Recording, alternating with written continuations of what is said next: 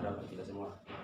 Baiklah, ibu-ibu, sebelum kita melanjutkan pembelajaran atau pertemuan hari ini, saya ingin bertanya, apakah ibu-ibu masih mengetahui tentang mendukung praktik cuci tangan yang benar? Benar? Oke. Nah, selanjutnya hari ini kita akan mempelajari modul 7 sesi yang ke-12, yaitu mendukung pemanfaatan jamban sehat. Dalam pembelajaran ini saya harapkan ibu-ibu mampu mengetahui pentingnya menggunakan jamban sehat. Yang kedua, kriteria jamban sehat itu seperti apa, tantangan apa yang dihadapi ibu-ibu bagi yang belum memiliki jamban sehat. Oke. Selanjutnya, sebelum kita masuk, saya akan bertanya, apakah ibu-ibu sudah ada yang mengetahui kriteria jamban sehat itu yang seperti bagaimana? Sebutkan salah satu contohnya. Apa tadi, Bu? Apa? Iya, salah satunya itu ventilasinya ada. Ini sebentar saya jelaskan supaya lebih rinci. Oke. Selanjutnya saya akan jelaskan dulu pentingnya menggunakan jamban sehat, yaitu jika kita BAB di tempat terbuka, tinja atau kotoran kita akan mempengaruhi kesehatan, terutama baunya tidak sedap. Kemudian tanah juga, udara, air itu kan tercemar semua. Selanjutnya saya akan menjelaskan beberapa kriteria jamban sehat. Yang pertama, kita lihat di sini semua. Kriteria jamban sehat yang pertama adalah jarak 10-15 meter dari sumber air atau sumur. Maksudnya jika kita punya jamban di rumah, diusahakan jamban itu tidak kurang dari 10 meter. Misalnya kita ada punya sumur atau penyimpanan air untuk dimakan, diminum. Nah, selanjutnya, kotoran atau tinja tidak terjamah oleh serangga. Maksudnya kita punya jamban itu di rumah selalu ditutup.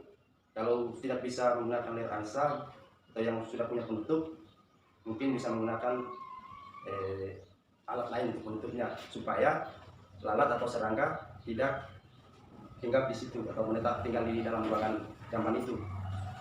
Oke, selanjutnya lantai kedap. Nah, ini lantai kedap adalah ketika kita sudah membuang air atau tinja, itu diharapkan airnya itu langsung mengalir ke lubang pembuangan.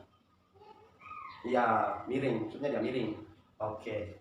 Nah, selanjutnya dinding dan atap pelindung.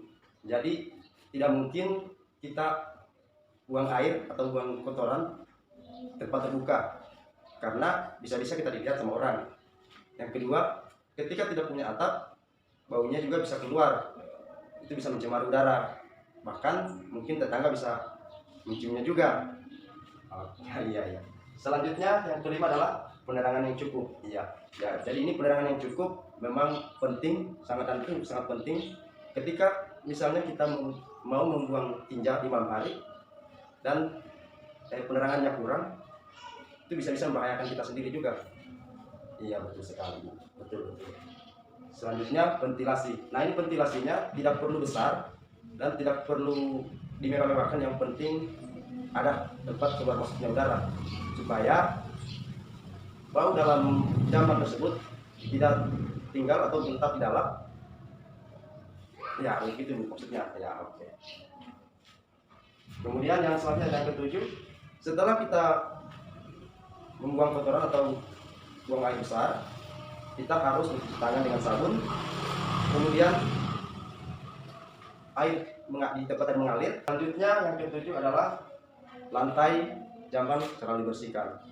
Ya, ini terkadang ada kita punya anak setelah buang air dia tidak membersihkan, karena terkadang memang anak-anak masih perlu diawasi oleh orang tua. Nah, oleh sebab itu ibu-ibu yang akan membersihkan ketika lantainya kotor. Sampai di sini apa yang mau ditanyakan? Oke. Selanjutnya, apakah ibu-ibu ada yang belum memiliki jamban sehat? Oh iya. Ibu rumahnya di mana? Oh, di bagian. Oh iya. Nah, di sini saya jelaskan, Bu. beberapa hal untuk memiliki jamban sehat ketika atau jamban umum ketika kita belum memilikinya. Yang pertama, berpartisipasi membuat jamban melalui arisan. Jadi bisa ibu KPM ini membuat suatu kelompok arisan untuk memiliki jamban bagi yang belum memilikinya. Atau mungkin bisa ibu-ibu satu kelompok ini membuat satu jamban umum sebelum memiliki jamban tersendiri. Itu bisa. Namun harus selalu menjaga kebersihannya. Oke. Selanjutnya yang kedua adalah mengusulkan bantuan jamban dari pemerintah pusat. Nah, itu bisa kalau misalnya di tempatnya ibu masih beberapa orang atau bahkan mungkin ibu KPM masih 1-2 orang yang punya jamban, bisa lewat sama pemerintah desa, kemudian juga bisa lewat sama saya untuk saya sampaikan ke pemerintah. Ya, itu melalui musyawarah desa. Jadi ketika ada musyawarah desa, ibu-ibu bisa menyampaikan atau meminta bantuan tentang pengadaan jamban sehat tersebut. Oke Bu, sampai di sini apa sudah bisa dipahami dari beberapa hal untuk memiliki jamban sehat ataupun kriteria jamban sehat itu yang seperti di gambar ini. Oke, terima kasih Bu. Sekian untuk pertemuan hari ini. Terima kasih banyak atas waktunya. Assalamualaikum warahmatullahi wabarakatuh.